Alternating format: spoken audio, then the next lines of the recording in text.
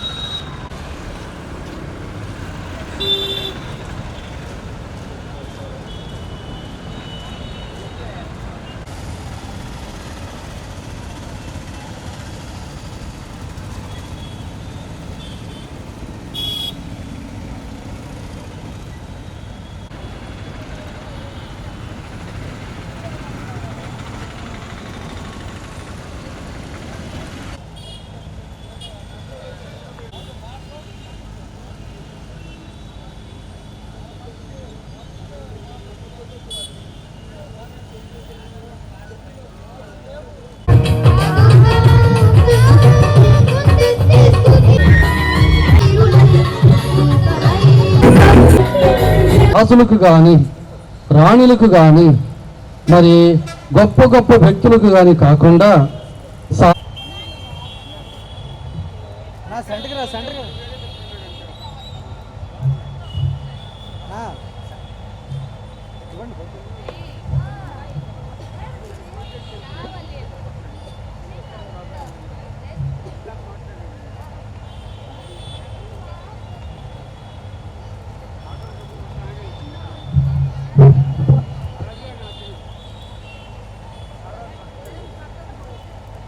వారి ప్రార్థనకి చాలా ఇష్టము.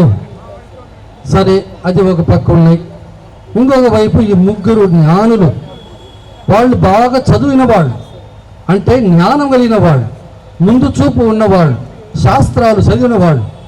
అటువంటి వ్యక్తులకు దేవుడు నోటి మాట ద్వారా కాదు, ఒక సూచన ద్వారా, ఒక నక్షత్రం ద్వారా తెలియజేశాడు. గొర్రెల కాపరికి సందేశం అనేది నోటి మాట ద్వారా వినిపించబడింది. కానీ ఈ ముగ్గురు జ్ఞానులకు అట్టు కాదు. ఒక మాట లేదు, విషయాలు ఏం లేవు, ఒకే ఒక చుక్క. దాన్ని చూసి వాళ్ళు తెలుసుకోవాలి. ఎందువల్ల దేవుడు వారిని ఎన్నుకున్నారు అంటే, వాళ్ళు చదివిన వాళ్ళైనా జ్ఞానులైనా వాళ్ళలో ఉన్నటువంటి ఆ వినయము. వాళ్ళు వెళ్ళి హెరోదు రాజు ముందు నిలబడి, రాజుగా పుట్టినటువంటి వారు ఎక్కడని అడగటం, ఆ రాజు ముందు వారి యొక్క జ్ఞానాన్ని తెలియజేయటం, ఈ విధముగా దేవుడు వినయాత్మలు ఎన్నుకుంటున్నారు. ఎటువంటి చదువు లేనటువంటి ఈ గొర్రెల కాపరును, అన్నీ తెలిసినటువంటి జ్ఞానులను వాళ్ళు వినయాత్మలు కాబట్టి ఎన్నుకుంటారు.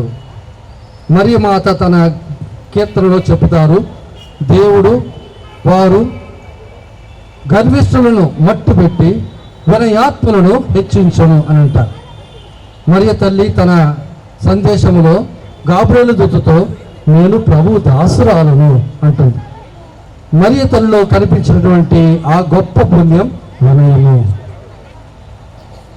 వినయాత్మని యొక్క ప్రార్థన ఆకాశ మండలము దాటుకొని, మేఘ మండలము దూసుకొని పైకి వెళ్ళి మోక్షపు తలుపులు తట్టి తన ప్రార్థన విన్నవిస్తుంది.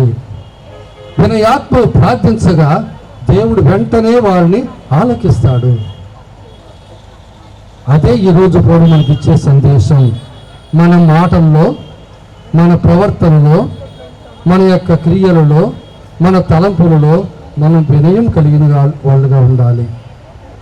మనకు తెలిసిందంతా కూడా సముద్రంలో ఒక నీటి బొట్టు మాత్రమే. మనకు తెలుసుకోవాల్సింది, తెలియాల్సింది ఇంకా ఎంతో ఉంది అని మనం అర్థం చేసుకోవాలి.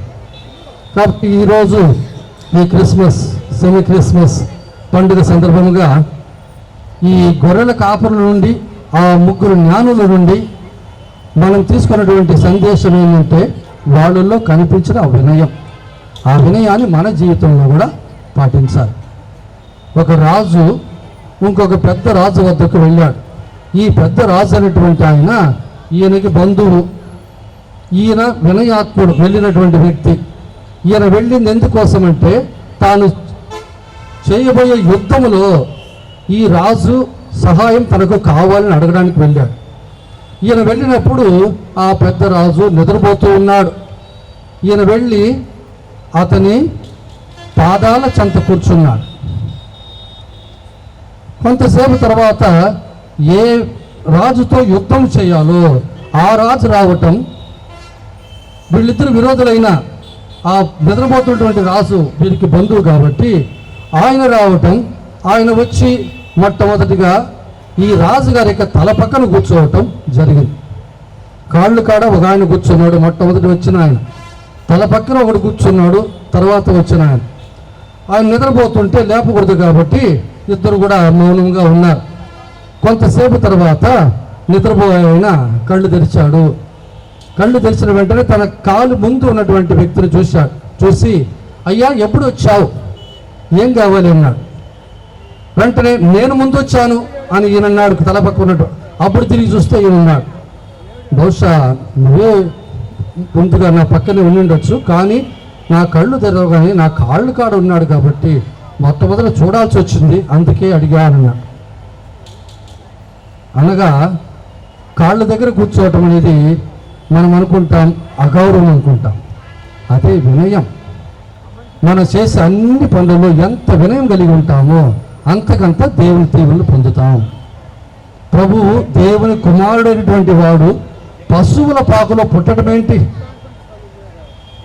ఘాటిలో పరుండ పెట్టబట్టడం ఏంటి, పొత్తి గుట్టలో చుట్టబడటం ఏంటి, హెరోదు రాజు కొరకు భయపడి ఆయన ఐగుప్తుకు పారిపోవటం ఏంటి, ఇవన్నీ చూస్తే దేవుని యొక్క గొప్పతనం అతని యొక్క వినయంలో కనిపిస్తుంది. యేసు ప్రభు యొక్క జీవితం అంతా మనం పరీక్షిస్తే అన్నిటికంటే గొప్పగా కొట్టవచ్చినట్టు కనిపెట్టే గొప్ప పుణ్యం వినయమే. అందుకొరకే తన శిష్యుల పాదాలు ఆయన కడిగాడు. వాళ్ళు పాదరక్షలు విప్పి వారి పాదములు కడిగాడు ఆయన.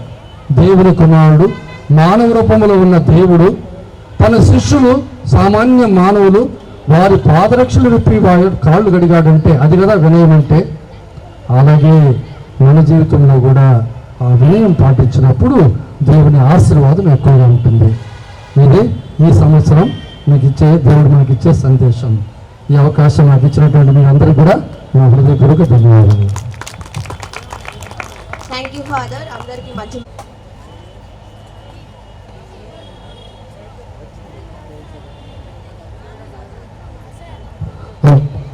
ఇప్పుడు మన సిఐ గారు మన రెండు వాక్యాలు చెప్తారు దేవుడి గురించి. అందరికీ నమస్కారం. ఈరోజు మనం సెమీ క్రిస్మస్లో భాగంగా ఇక్కడికి సమావేశమైనందుకు పోయేటువంటి క్రిస్మస్ సందర్భంగా కూడాను ముందుగానే శుభాకాంక్షలు తెలుపుతున్నాను. మనం ఇలాంటి పండుగల్ని చేసుకోవడానికి ముఖ్య కారణాలు మనమంతా కూడాను యూనిటీగా ఉన్నామని, మనమంతా కూడాను మంచి మార్గంలో నడుస్తున్నామని చెప్పే సందేశానికి నిదర్శనాలే ఈ పండుగలు. ఇలాంటి పండగ వాతావరణంలో మనం ఎలాగైతే యూనిటీగా ఉన్నామో ఇదే యూనిటీని మనం చేయబోయే ప్రతి కార్యంలో కూడాను ఉండి సమాజానికి మంచి చేయాలని, తద్వారా దేవుని రాజ్యం పరలోకంలో కంటే ఈ యొక్క భూలోకంలోనే స్థాపించాలని చెప్పేసి మీ అందరినీ మనస్ఫూర్తిగా కోరుకుంటున్నాను. ఎందుకంటే దేవుడు చెప్పినటువంటి వాక్యాల్లో నాకు నచ్చినటువంటి ఒక వాక్యం, నిన్ను వలే నీ పొరుగు వారిని ప్రేమించు. ఇది నేను చర్చికి వెళ్ళినప్పుడు ప్రతి సందర్భంలో కూడాను చూసినటువంటి వాక్యం. నాకు అప్పుడే ఒక సందేశం వచ్చింది, నిన్ను వలే నీ పొరుగు వారిని కూడా ప్రేమించు అంటే నా పొరుగు ఉండేటువంటి వాళ్ళందరూ కూడాను ప్రతి సందర్భంలో కూడా మారుతూనే ఉంటారు. కానీ మరి నిజంగా ప్రేమించాల్సింది ఎవరు అని చెప్పేసి దైవికంగా తెలిసినటువంటి వ్యక్తుల్ని అడిగినప్పుడు చెప్పినటువంటి సందేశం ఏంటంటే ప్రతి మనిషికి కూడాను ఆత్మ ఉంటుందని,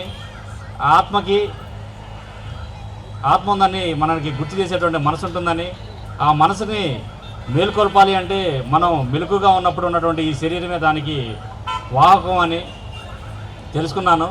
ఆ సందర్భంలోనే నాకు తెలిసింది, మనం ప్రేమించవలసింది మన శరీరాన్ని మనం ఎలా ప్రేమిస్తామో దాంతోపాటే మనకు కనపడనటువంటి మనసును కనుక ప్రేమించగలిగితే, ఈ మనసుని దేవునికి కనుక సమర్పించగలిగితే మన ఆత్మ పరిశుద్ధం అవుతుంది. పరిశుద్ధమైనటువంటి ఆత్మ మాత్రమే దేవునికి ఉపయోగపడుతుంది. కాబట్టి మనం మన శరీరాన్ని శుద్ధి చేసుకున్న విధంగానే ప్రతినిత్యం కూడాను మనసును శుద్ధి చేసుకొని, ఆ శుద్ధి చేయబడినటువంటి మనసు ద్వారా ఆత్మని శుద్ధి చేయాలని చెప్పేసి ఈ సందేశంగా నాకు పెద్దలు చెప్పినటువంటి సందేశంగా నేను ప్రతినిత్యం కూడాను నేను నా శరీరాన్ని శుద్ధి చేసుకునే క్రమమే కాకుండాను మనసును కూడా శుద్ధి చేసుకునేలాగా ప్రతిరోజు కూడాను నేను ఆ దేవుణ్ణి వేడుకుంటూ ఉంటాను.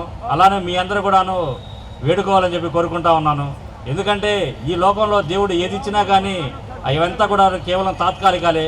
శాశ్వత దేవుని స్థానంలో కనుక, దేవుని యొక్క హృదయంలో కనుక మీకు కనుక స్థానం ఇవ్వగలిగితే అది మాత్రమే నిజమైంది. కాబట్టి మీ మనసులో దేవుడికి ఆలయాన్ని నిర్మించి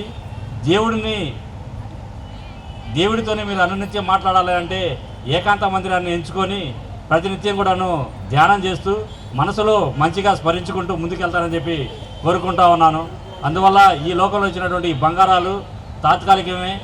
మనకున్నటువంటి అందాలు, మనకున్నటువంటి ఆరోగ్యాలు, మనకున్నటువంటి శరీరాలు, మన చుట్టూ ఉన్నటువంటి బంధువులు, మనకున్నటువంటి బంగ్లాలు, మనకున్నటువంటి కార్లు అన్నీ కూడా తాత్కాలికమైన విషయాన్ని గుర్తించి మీరు ప్రతినిత్యం కూడా మనసును మేల్కొల్పి ఆత్మని శుద్ధి చేసుకుంటూ పరమాత్మలో చేరుకోవడానికి కావాల్సినటువంటి మార్గాన్ని ఎంచుకుంటారని చెప్పి మనస్ఫూర్తిగా కోరుకుంటూ ఈ అవకాశాన్ని ఇచ్చి నన్ను ఇక్కడ మీ అందరి దగ్గరికి తీసుకొచ్చిన మన పెద్దలందరికీ కూడాను, మరియు మన వేదిక మీద ఉన్నటువంటి ఫాస్టర్ గారికి, వేదిక ముందు ఉన్నటువంటి మీ అందరికీ కూడాను మరొకసారి క్రిస్మస్ శుభాకాంక్షలు తెలుపుకుంటూ సెలవు తీసుకుంటున్నాను.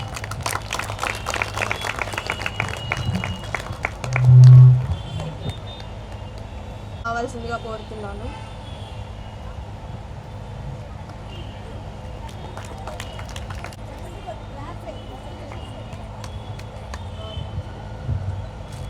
అలాగే ముత్తన గుణ గారు,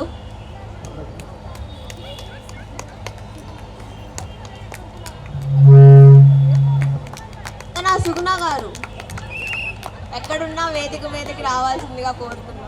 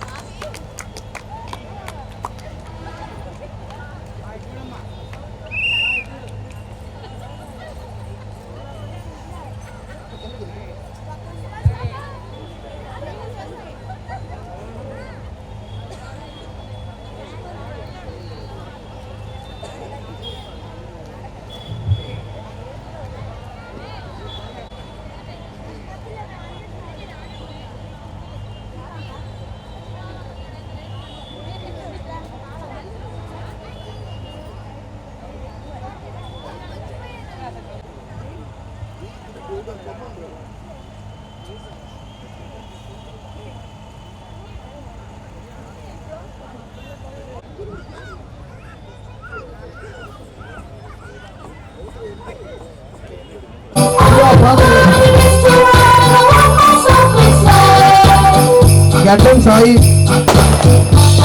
పైకి రావు.